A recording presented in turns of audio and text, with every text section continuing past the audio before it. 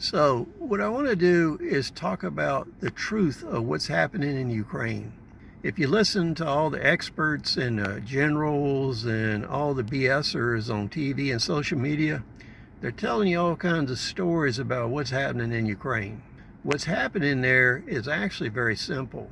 If you look at a map of the area operations where the Russian army is, you'll notice that it is in the shape of a C. So the north side of Ukraine, the east side, and the south side, you can see they're having operations in. There's a large river that runs through the center of the country. So what the Russians are actually doing is bypassing or isolating cities and bringing in specialist units to reduce those cities. And they're reducing them so they can't be a base of operations against the Russian army. Then what they're doing is you're going to have a column that goes around and bypasses Kiev. And that force is going to head south. And what they're going to do is close the sea and form a pocket.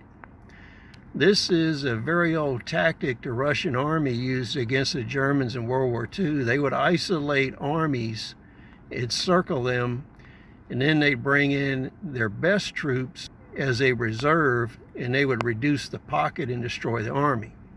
So the situation in Ukraine is, if the Ukrainian army stays in the positions they're in, roughly 2/3 of the Ukrainian army is going to be in the pocket in the eastern half of Ukraine. If they don't withdraw to western Ukraine, what will happen is they will be encircled by the Russian army.